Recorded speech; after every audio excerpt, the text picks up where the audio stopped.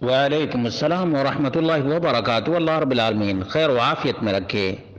سوال تعلیم حاصل کرنے کے سلسلے میں تھا کہ پہلے دنیاوی تعلیم حاصل کر رہی تھی، پھر دینی تعلیم کی طرف متوجہ ہوئی، اب خواہش ہو رہی ہے کہ دنیا کی تعلیم بھی مکمل کر لی جائے، تو ایسا کرنا کیسا رہے گا؟ اس کا جواب یہ ہے کہ اگر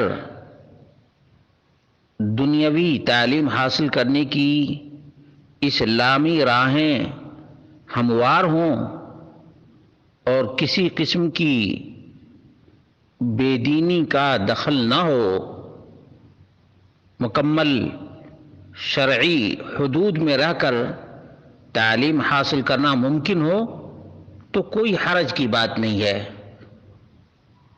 دراصل اللہ رب العالمین نے فرمایا اقرأ بسم ربک الذی خلق، اپنے پروردگار کے نام سے پڑھو جس نے پیدا کیا ہے۔ اب وہ تمام کے تمام علوم اس میں داخل ہیں جو رب کائنات سے قریب کر دے۔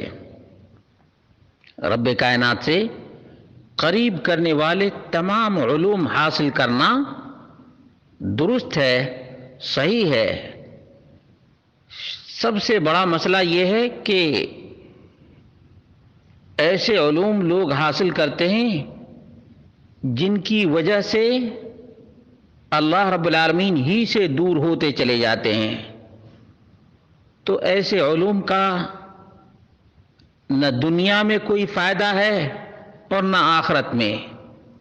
آج بہت سے بڑے بڑے ڈگری ہولڈرز ہیں، ان کی زندگی کا کیا حال ہے؟ آج سب سے زیادہ خودکشی کرنے والے کون لوگ ہیں؟